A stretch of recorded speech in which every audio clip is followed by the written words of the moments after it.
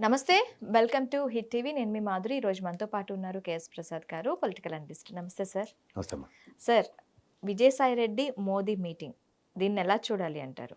అంటే ఇంతకు ముందు కూడా వైఎస్ఆర్సీపీతో నడవడానికి విజయసాయిరెడ్డియే కారణం అని చెప్పి కొన్ని చోట్ల మనం వార్తలు విన్నాం. ఇప్పుడు మళ్ళీ విజయసాయిరెడ్డి వైఎస్ఆర్సీపీకి దూరం అవుతున్నారు. ఇప్పుడు మోదీకితో కలవటం ఇది దీన్ని ఎలా చూడొచ్చు అంటారు? ఫస్ట్ థింగ్ రాజ్యసభకు రాజీనామా చేశాడు.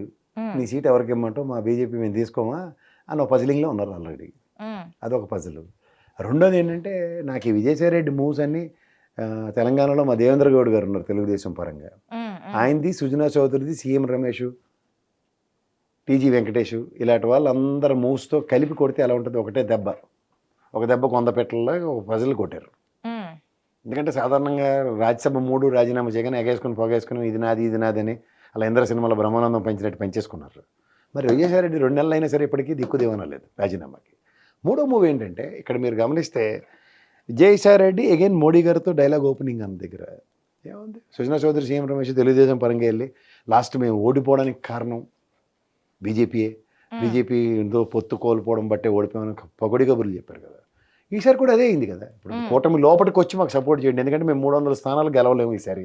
బీజేపీకి ముందే తెలుసు కోalition గవర్నమెంట్లో లోపల ఉన్న వాళ్ళతో సపోర్ట్ తీసుకుని అందరికీ మినిస్టర్లు ఇచ్చి చేయాలి. అక్కడ ఢిల్లీలో ప్రాణాలు తినేసేది విజయసాయిరెడ్డికి ఒక్కడికి. విజయసాయిరెడ్డి టార్చర్ భరించలేపేవాడు. ఎన్నిసార్లు చెప్పినా జగన్మోహన్ రెడ్డి గారు నేను కూటమి లోపలికి రావాలి, బయట నుంచే సపోర్ట్ చేస్తా అన్న కోణంలో ఏమైంది? విజయసాయిరెడ్డి గారిని ఢిల్లీలో ఇంక్లూడింగ్ జగన్మోహన్ రెడ్డి గారి అపాయింట్మెంట్లు కూడా చూడని పరిస్థితుల్లో జవహర్ రెడ్డి అపాయింట్మెంట్లు చేసేవాడు. ఓకే. సో ఆబ్వియస్లీ ఏమవుతుంది జవహర్ రెడ్డికి అన్నది ఇప్పుడు కోటరీ కింద అర్థం. ఇక్కడ కోటరీ అని చెప్పాడు. కోటరీ అంటే ఎవరు? నాకు తెలిసి సజ్జల సుబ్బారెడ్డి గారు అండ్ విజయసాయిరెడ్డి గారు, వీళ్ళు ముగ్గురే కోటరీ. వీళ్ళు ముగ్గురు కానీ కోటరీ ఏముందో నాకు తెలియదు. ఖచ్చితంగా ఏముంది? విజయసాయిరెడ్డిని ఢిల్లీ అపాయింట్మెంట్స్ చూడకుండా జగన్మోహన్ రెడ్డి లాస్ట్ 3 అపాయింట్మెంట్లు నాకు తెలిసి ఆయనే జవహర్ రెడ్డి గారు చూశారు. So obviously it has become a friction. Okay. ఆయన దృష్టిలో ఆయన కోటరీ అనుకున్నాడు.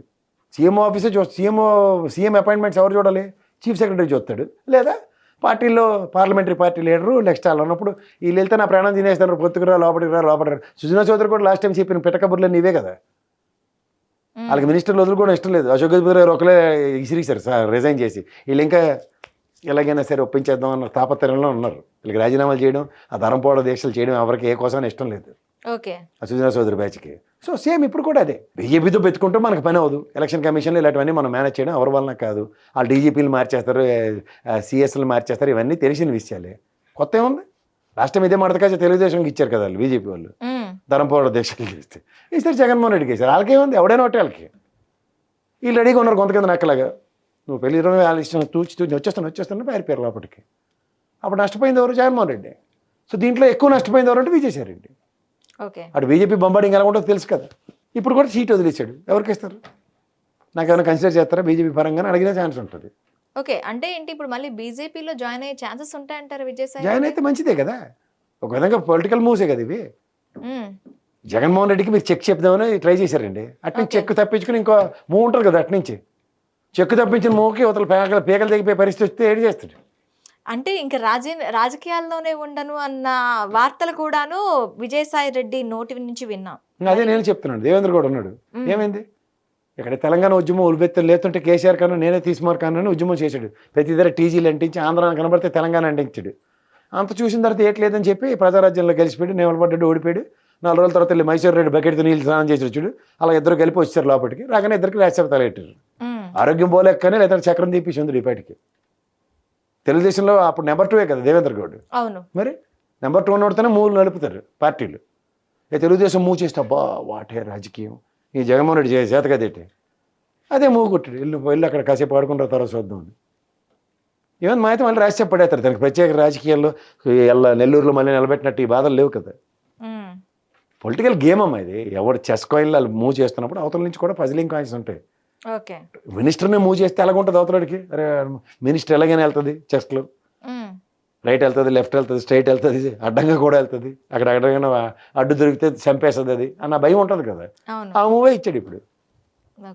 అదే ఇంకా బోల్ మంది భౌగోళికలు ఉన్నారు కదా వైఎస్ఆర్సీపీలో. ముక్కు మొఖం తెలియని వాళ్ళు, రూపాయి డబ్బులు ఇవ్వకుండా రాజ్యసభ జాక్పాట్లు కొట్టిన వాళ్ళు ఉన్నారు. మరి వాళ్ళని ఎందుకు వాడుకోండి? విజయసాయి రెడ్డితో ఎందుకు మూవ్ చేశారు? ఏమై ఉండొచ్చు వెనకాతల? ఏమై ఉండదు, పార్టీ మూవ్. వీళ్ళు ఊరికే కాదంబరనత్వాన్ని పవర్ట్లు అడ్డు పెట్టారు ఎంత వైఎస్ఆర్సీపీ అని కథలు చెప్తున్నప్పుడు ఒరిజినల్ వైఎస్ఆర్సీపీ గేమ్ ఎలా ఉంటుందో చూపిస్తే ఎలాగ ఉంటుంది. ఓకే, ఇదంతా పొలిటికల్ గేమే అంటారు. గేమే part of the game. Trump కార్డులు తీసి కొడతారు. ఇప్పుడు జోకర్ ప్యాకెట్ అడిగినోడికి తెలుస్తుంది. సడన్గా అవతోడు గేమ్ అయిపోతుంది. ఏడు చేస్తారు జోకర్ తీసి కొడతాడు. ఏది పిల్లి జోకర్, అది ఎత్తుకోలేడు సావలేడు. ఓ మూవ్ చెక్ పడినట్టే కదా. అవును. Try to read in between the lines. కోటరే అని ఒక బాంబు పేల్చాడు విజయసాయి రెడ్డి. కోటరే అంటే ఎవరు? మళ్ళీ సుబ్బారెడ్డి చుట్టపైన బాబాయ్ మాట్లాడే కంప్లైంట్లు ఇవ్వగలరా? జీతబత్యాలు లేకుండా కూడా జీవితాంతం పనిచేసి జహాపన నువ్వు గ్రేట్ అనుకునే విజయసాయి రెడ్డి నన్ను నేనే కోటరీలో తప్పు చేశానని చెప్పుకోగలరా? ఇప్పుడు రాజారెడ్డి గారి నుంచి ఉన్నాడు. ఇప్పుడు మిగిలింది ఎవరు? ఆ బకరా ఎవరు అంటే సజ్జల రామకృష్ణారెడ్డి. అందరూ తిడుతున్నారు కదా బయట ఉన్న వాళ్ళందరూ అంత సజ్జలని. వాళ్ళతో పాటు నేను కూడా గలం వినిపిస్తాను. ఎందుకంటే ఆయన రేపటి ఎల్లుండి నుంచి దాన్ని ఏమంటారు బయటకు వచ్చి జనాలు కలుస్తున్నాడు. Sajjala Ramakrishna, Jaganmohan Reddy sir. Okay. So దాంతో ఏమవుద్ది? జగన్మోహన్ రెడ్డి గారికి బయటకు వచ్చి కలుస్తున్నారు అన్నది అందరు బడబాగినేటి. మనం అంతా సజ్జల నుంచి ఓడిపోయి సజ్జల సస్తున్నారు కదా అందరూ.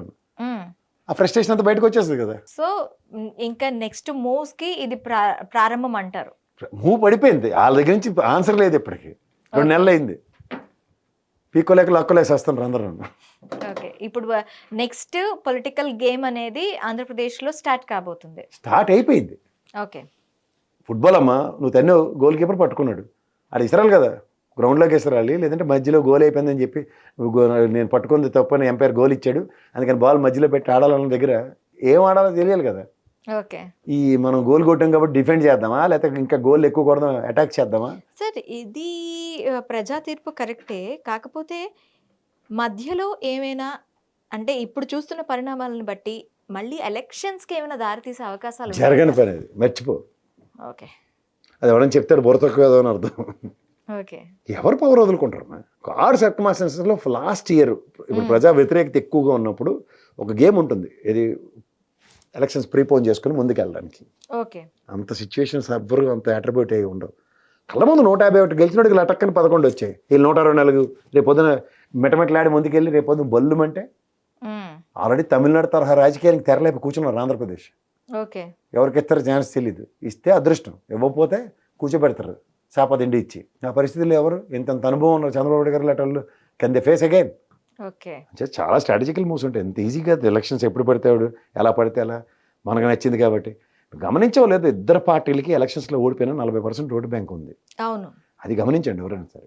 యాంటీ ఇన్కంబెన్సీ తర్వాత మిగిలిన పార్టీలన్నీ ఏకతాటి మీదకి వచ్చి కలిసాయి కాబట్టి వీళ్ళకి 50 పైన. వాళ్ళకి ఆల్రెడీ జగన్మోహన్ రెడ్డి గారు 51% ఓటు బ్యాంక్ని ఆ 11%ని లాక్కున్నారు. అవును. నీకు 4 పుల్లు, ఒక పులి 4 ఆవులు కదా తెలుసు కదా. అవును. 4 ఆవులు విడివిడిగా ఉన్నప్పుడు పులి లటక్కని తినేసింది 2019. 4 ఆవులు ఇప్పుడు కలిసినప్పుడు ఏమైందంటే పులి దగ్గర స్ట్రాటజీ లేదు. ఎందుకు యుద్ధంకి వెళ్ళి వాళ్ళతో చదవడం ఎందుకని పక్కకెళ్ళి లేడినో తినాలి. ఆ పనిలో ఉంటారు ఇప్పుడు.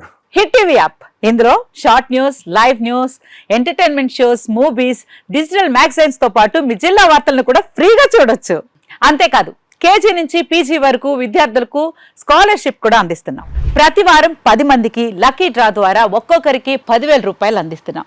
ఇంకెందుకు ఆలస్యం, వెంటనే హిట్ టీవీ యాప్ ని డౌన్లోడ్ చేసుకుని ఫ్రీగా ఎంటర్టైన్మెంట్ పొందండి. Hit TV app. Hit TV app. Please download hit TV app. Hit TV యాప్ని ఫ్రీగా డౌన్లోడ్ చేసుకొని ఎంజాయ్ చేయండి. మీకు నచ్చిన ఎంటర్టైన్మెంట్ కోసం హిట్ టీవీ యాప్ ని ఫ్రీగా డౌన్లోడ్ చేసుకుని ఎంజాయ్ చేయండి. హిట్ టీవీ యాప్ని డౌన్లోడ్ చేసుకుని ఆస్వాదించండి, ఆశీర్వదించండి. ఇంతమంది సెలబ్రిటీలు హిట్ టీవీ యాప్ ని డౌన్లోడ్ చేసుకోండి అని చెప్తున్నారంటే ఎంత మంచి యాప్ ఆలోచించండి.